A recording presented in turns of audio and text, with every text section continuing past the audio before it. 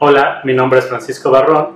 Creo que ya me presentaron en la mesa, esta mesa que se llama Aplicación Profesional de la Lógica. Antes de iniciar mi participación, que yo sé que es la última del coloquio, así que pienso que puede ser muy breve y sobre todo puede ser breve por la forma en cómo estoy presentándolo ante ustedes. Entonces, primero, antes de comenzar la presentación, quisiera agradecer a los organizadores del coloquio y sobre todo a Natalia Luna, que fue quien estuvo básicamente encima de mí para que grabara este video y mediante él poder yo participar en el coloquio. Yo sé que la mesa es sobre aplicación profesional de la lógica específicamente, pero bueno, y aparte estuvieron antes que yo, supongo, Víctor Florencio Ramírez y Mari Carmen Cadena, que ellos traían como una propuesta. Yo específicamente voy a hablar de una experiencia, ¿no? Filosóficamente, digo, soy de formación filósofo, no tengo propiamente esta beta hacia la lógica o la argumentación, pertenezco a otra escuela, pero digamos eso no es lo importante. Vengo a hablar de la experiencia de cómo con otros compañeros, ¿no?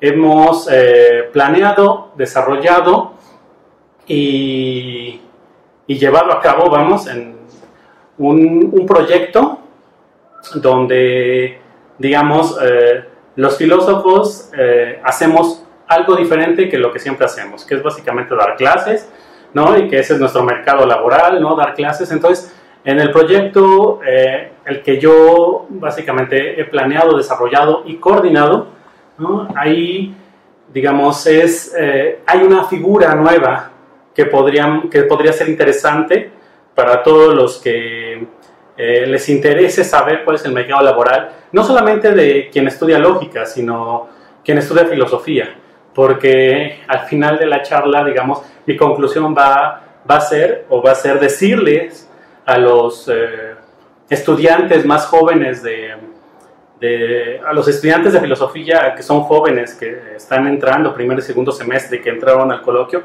que no se preocupen, que si hay trabajo, ¿no? Y que mucho de mi labor y del labor, creo que también de Víctor Florencio y de alguien más, y de muchos más, perdón, por ahí, es básicamente abrir estas formas de aplicación profesional, como se le ha llamado a la mesa.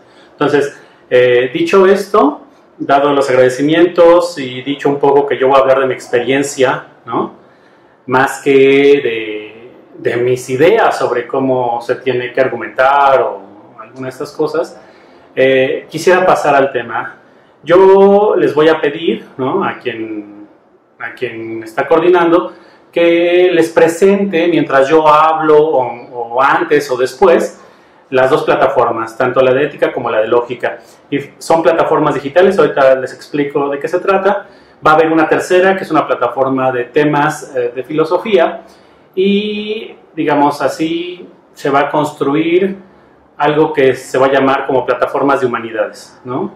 Ok, explico un poco de dónde viene la idea, cuál fue el contexto de su creación y de qué se trata. Bueno,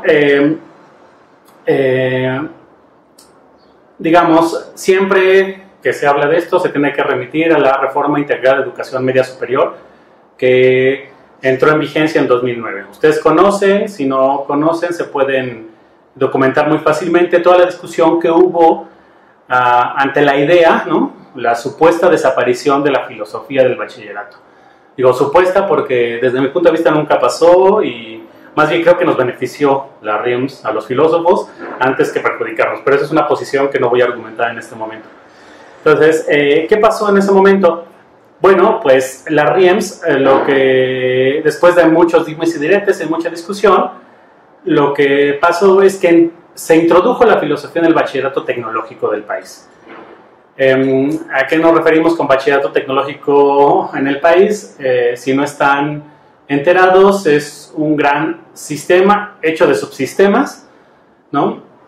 Que ustedes pueden revisar básicamente en internet, ¿no? Entonces, digamos, no quiero alargarme más en este tema.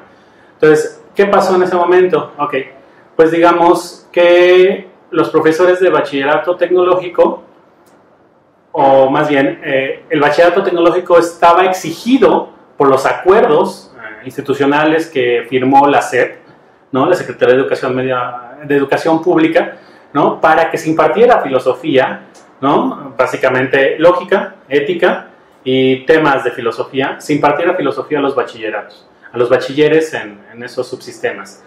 Ok, pero ¿cuál es el problema? Solamente el 12% de los profesores que impartirían la materia de filosofía, y estamos hablando como en un mundo entre 4.000 y 2.500 profesores de filosofía, digamos de ese tamaño es el bachillerato tecnológico del país. Esos son los requerimientos de filósofos en ese subsistema. Imagínense tener 4.000 o 2.500 filósofos que impartieran las clases a pues el mismo grupo de números, el mismo número de grupos en el país. Digamos, sí sería como complicado que una universidad o cualquier institución de educación pudiera producir esos filósofos y sobre todo que se fueran a dar clases de filosofía a lugares muy alejados, sobre todo del centro del país, ¿no? Entonces, digamos, ese subsistema necesitaba esa cantidad de filósofos para dar filosofía. Entonces, ¿qué pasó? ¿No? Les digo el dato, solamente entre 10 y 12% de esas, del grupo de quienes iban a dar filosofía en el bachillerato tecnológico, cuando entró en vigencia la RIEMS, solamente entre el 10 y el 12% eran filósofos, ¿no? Tenían la formación de filósofos. Entonces, todo el otro 80, 90% tenían que ser profesores que ya daban clases en el bachillerato tecnológico, que se iban a incorporar, pero que tenían otro perfil. Digamos, psicólogos, ingenieros, gente de educación física, que digamos, bueno, un poco entre el perfil, un poco quien estaba ahí podía dar filosofía. Entonces, si se fijan, tenemos un problema muy grave, ¿no? Un problema que los filósofos y la comunidad filosófica, si es que existe tal cosa, estamos como inmiscuidos. De por sí es como nuestra responsabilidad, digamos, no solamente basta exigir que el gobierno meta filosofía, sino que los filósofos tendríamos como que estar preparados para responder a esa exigencia que nosotros mismos hacemos. Entonces, no había profesores de filosofía en el bachillerato tecnológico, entonces tenían que echar mano para responder esa misma exigencia que hacemos los filósofos, pero que también el gobierno hacía eco, tenían que echar mano de todos los demás personas. Entonces, ¿cómo diablos le hacemos? ¿Cómo les damos cursos a todos durante un año para que sean buenos profesores de filosofía? Entonces les damos disciplina. ¿Cómo diablos lo hacemos? Entonces, en 2013, digamos, cuando empezó este proyecto, básicamente estaba centrado en dar talleres, ¿no? Talleres de actualización, se les llamaba así, talleres de actualización docente, pero tenían como un perfil, vamos a llamarlo así, más didáctico, pero la didáctica era una propuesta que, por supuesto, Víctor Florencio en la mesa nos podrá explicar más, pero era una propuesta didáctica de filosofía para niños, ¿sí? Que llamada comunidad de indagación. Entonces, básicamente tenemos a filósofos trabajando ya, en este caso, en las cuestiones didácticas y pedagógicas, que no es poca cosa. Bueno, entonces ya teníamos talleres en 2013 y se dieron 64 talleres en todo el país y participaron muchos filósofos de la facultad, del instituto. Algunos van a participar en este coloquio, como Cristian Gutiérrez, ¿no? O Janet Ugalde, que participaron. Natalia, de hecho, participó en uno de estos talleres y fue una experiencia bastante interesante esta relación entre profesores de la facultad y profesores de bachillerato tecnológico y, digamos, fue un éxito, ¿no? Para hablarlo en términos sencillos, fue un éxito porque los profesores de bachillerato agradecieron que no solamente se les diera, como siempre se hace, talleres didácticos, sino que se metiera este componente disciplinar. Fue un éxito. Entonces, a raíz de esa experiencia de los talleres, se empezó a generar otra estrategia. Digamos, ¿cómo hacer para acompañar a los profesores en sus clases durante todo el semestre para que pudieran llevar a cabo de manera adecuada o mejor, ¿no? esa labor de transmitir la filosofía. Entonces, digamos, pues ahí surgió el proyecto. ¿Qué es este proyecto? Básicamente es un proyecto digital de asesoría y acompañamiento a profesores de bachillerato tecnológico. ¿Qué significa esto? Si ustedes están viendo la plataforma o las plataformas, o si están viendo, o si lo van a ver, o si ya lo vieron, ¿no? Digo, Natalia va a poder presumir muy bien porque ella es asesora en uno de estos proyectos. ¿De qué se trata?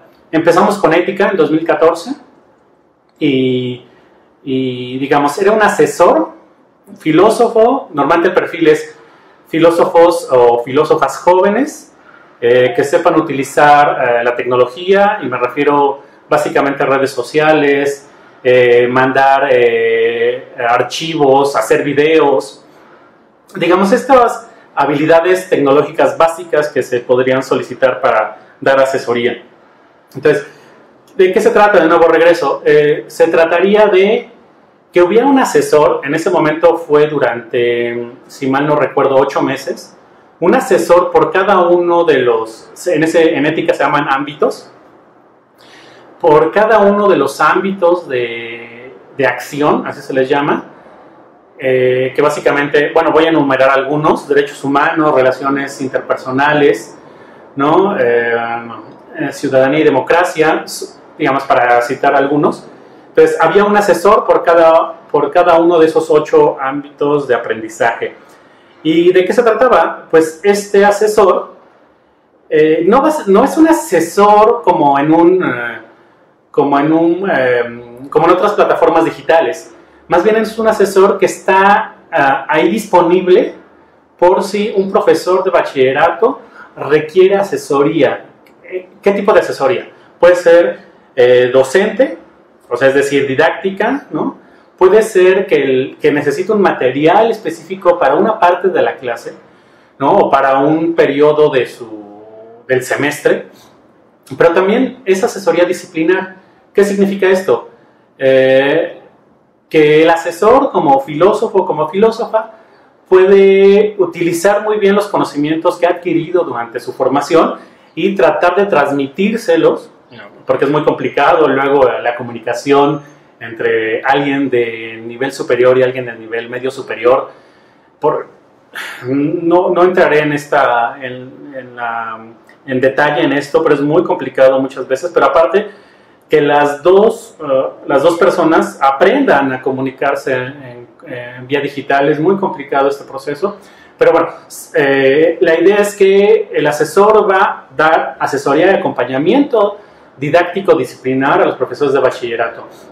Entonces, durante todo el semestre, el profesor, en este caso en 2014, en ética, fueron contribuyendo y acompañando a los profesores de bachillerato tecnológico. Digamos, para no elaborar más esto, fue un éxito el proyecto, ¿no?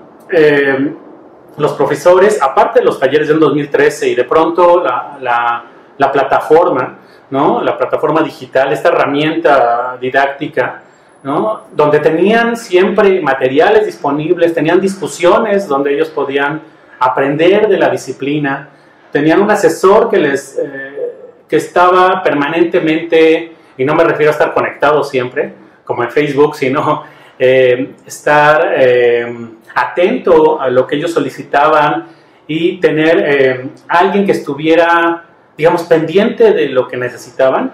Eso parece que les causó una grata impresión. Entonces, ¿qué pasó a partir de ese 2014? Bueno, pues se evaluó, bueno, una falla técnica con mi cámara, y regreso a lo que estaba. Digamos, en 2014 fue ética, se evaluó, fue un éxito, y de pronto dijeron, bueno, pues que haya dos plataformas. Y así fue como tenemos en este momento una plataforma de ética y una plataforma de lógica. Y tenemos 23 profesores, 23 filósofos con nivel, ya repito, mínimo de maestría, ¿no? Que hacen esta labor que no es propiamente ser profesor, no es propiamente ser investigador, sino que se le ha llamado algo así como acompañante didáctico. Las autoridades de la SEP le han llamado acompañante didáctico, pero no es básicamente eso. Si ustedes se fijan, es algo que los filósofos creo que no, por lo menos en México no habíamos hecho, es ser un asesor filosófico, ser un asesor didáctico disciplinar. Es un especialista a lo solicitado. Te piden algo, ¿no? Un profesor de bachillerato, y entonces tú buscas cómo dar eso que te está solicitando. Digamos, esto es muy interesante porque los profesores de bachillerato solicitan cosas bastante interesantes. No, digamos, es complicado, luego es mucho más complicado para los asesores porque normalmente estamos formados o tenemos una formación en donde tenemos que transmitir un saber muy determinado y donde somos especialistas en un saber que muchas veces repetimos argumentos o repetimos discursos o tenemos que saber ciertas cosas que creemos valiosas, ¿no? Ciertos discursos, ciertas teorías que creemos valiosas. Pero los profesores de bachillerato están pensando, siempre están pensando que ese saber pueda ser muy práctico, pueda ser fácilmente transmisible o transmitible a alumnos de bachillerato. Entonces es un reto siempre para los asesores. Entonces yo sí pienso que esto es como la riqueza del proyecto y esto es como un poco lo que yo venía a hablarles. Esta aplicación profesional, no solamente de la lógica, sino de la filosofía. Esto que yo les decía que es como yo quería concluir que si hay trabajo, este trabajo, vamos a decirlo así, es algo novedoso. Tendríamos que valorar exactamente qué estamos haciendo en la plataforma, porque son filósofos que hacen labor de asesoría digital y que como especialistas están enfrentando a exigencias de profesores de bachillerato tecnológico donde piden que la disciplina filosófica, si es que asumimos que es disciplina, no solamente la madre de todas las ciencias o lo que nosotros querramos afirmar con esto, ¿sí? Ellos nos están solicitando algo muy específico. Entonces, digamos, esta es como la experiencia. No es fácil coordinar a 23 filósofos. Digo, Víctor Florencio tiene otra experiencia porque él lleva a cabo, él coordina a los elaboradores de un material específico que se puede utilizar en la comunidad de indagación. Supongo que él habló o va a hablar de esto, ¿no? Entonces, esta es mi experiencia. Espero les guste y sí hay trabajo. Gracias.